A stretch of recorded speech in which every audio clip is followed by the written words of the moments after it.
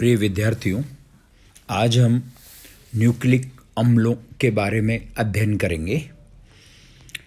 वे यौगिक जो आनुवांशिक सूचनाओं को परिरक्षित करते हों तथा कोशिका के अंदर एंजाइम संश्लेषण की प्रक्रिया को अनुलेखित तथा स्थानांतरित करते हों, न्यूक्लिक अम्ल कहलाते हैं। ये प्रोटीनों की तरह लंबी श्रृंखला वाले बहुलक होते हैं तथा न्यूक्लियो प्रोटीन के रूप में पाए जाते हैं, जो कि संयुग्मित प्रोटीन होते हैं तथा सावधानी से जल अपघटन यानी न्यूक्लिक प्रोटीनों का जल अपघटन करने पर न्यूक्लिक अम्ल व प्रोटीन में विभाजित हो जाते हैं। दो प्रकार के न्यूक्लिक अम्ल होते हैं। पहला डीऑक्सीराइबो न्यूक्लिक अम्ल यानी डीएनए, दूसरा राइबो न्यूक्लिक अम्ल यानी आरएनए। डीएनए कोशिकाओं के नाभिक में, जबकि आरएनए कोशिकाओं के साइटोप्लाज्म यानी कोशिका द्रव्य में पाए जाते हैं। वंशानुगत लक्षणों को अगली पीढ़ी में स्थानांतरण भी न्यूक्लिक अम्लों का कार्य होता है। ये प्रोटीन संश्लेषण को नियंत्रित करते हैं।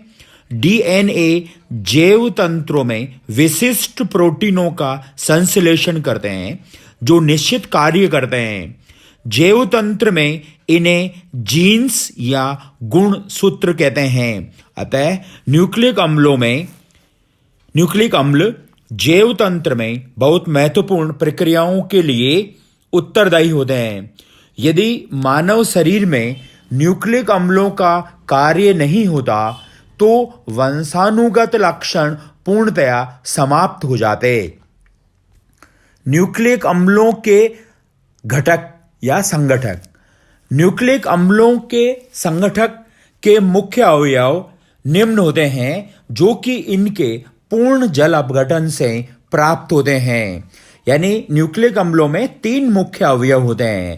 पहला फास्फोरिक अम्ल, दूसरा एक शर्करा जो राइबोस या डीऑक्सीराइबोस के रूप में होती है, और तीसरा नाइट्रोजन हेट्रोसाइक्लिक बेस यानी नाइट्रोजन युक्त विषम चक्रीय क्षार जो ऑर्गेनिक बेस के रूप में होता है। न्यूक्लिक अम्ल के लंबे बहुलक को पॉलीन्यूक्लियोटाइड श्रृंखला कहते हैं। यह लंबी श्रृंखला न्यूक्लियोटाइड्स के एक लकों के परस्पर संयोजन द्वारा बनती है। न्यूक्लिक अम्ल का जल अपघटन साधारण परिस्थितियों में करवाने पर न्यूक्लियोटाइड प्राप्त होते हैं।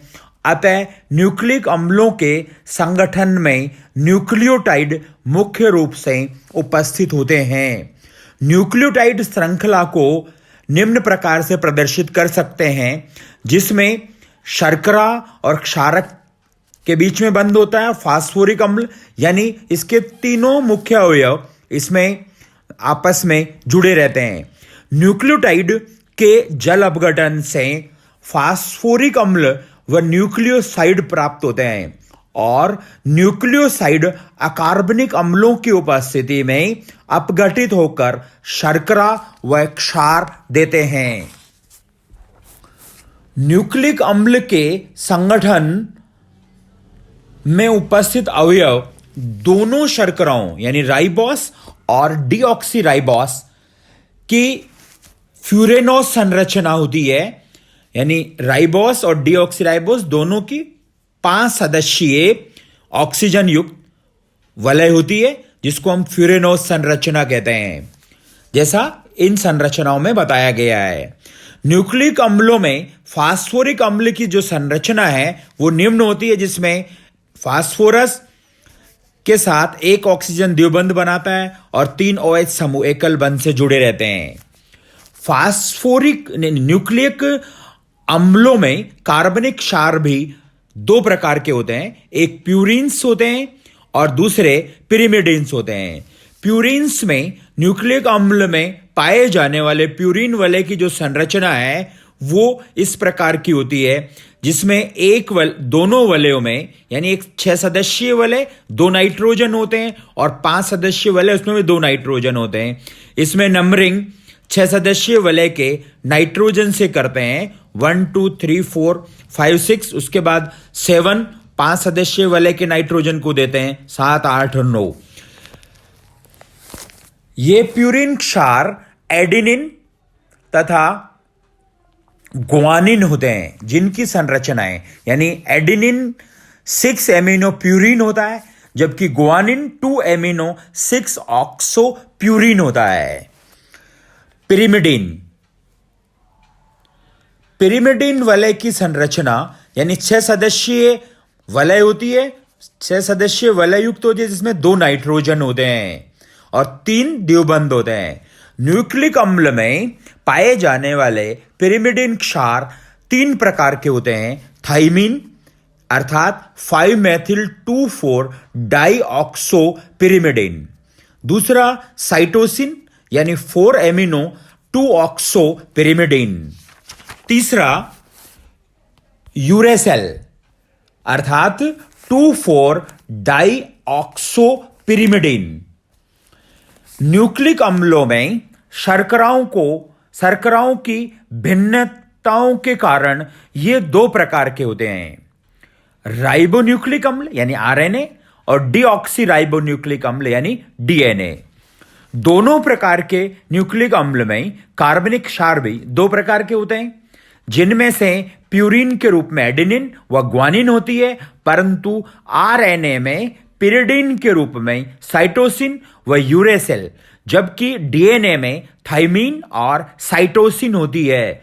न्यूक्लिक अम्ल में उपस्थित विभिन्न रासायनिक अवयवों को संक्षिप्त में इस प्रकार से दर्शा सकते हैं, यानी आरएनए में फास्फोरिक अम्ल, राइबोस और कार्बनिक क्षार जिसमें प्यूरिन और पिरिमिडिन, और प्यूरिन में एडिनिन और ग्वानिन, जबकि पिरिमिडिन में यूरेसिल और साइटोसिन।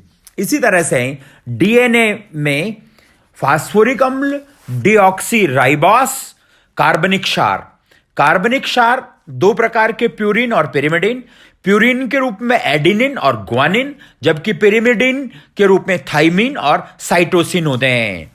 डीएनए व आरएनए में अंतर क्या होता है? आरएनए राइबोस शर्करा की उपस्थिति होती है, जबकि डीएनए में डीऑक्सी राइबोस शर्करा की उपस्थिति होती है। आरएनए में पिरिमिडिन वलय के रूप में साइटोसिन व यूरेसिल की उपस्थिति होती है, जबकि डीएनए में पिरिमिडिन में साइटोसिन व थाइमीन की उपस्थिति होती है। आरएनए एक सूत्री हेलिक्स संरचना वाले होते हैं, जबकि डीएनए द्विक श्रृंखला हेलिक्स संरचना वाले होते हैं। आरएनए कोशिका के साइटोप्लाज्म में उपस्थित होता है, जबकि डीएनए कोशिका के नाभिक में उपस्थित होता है। आरएनए गुणों के प्रोटीन संश्लेषण में भूमिका रखते हैं, जबकि डीएनए आनुवांशिक गुणों के स्थानांतरण में महत्वपूर्ण भूमिका रखते हैं।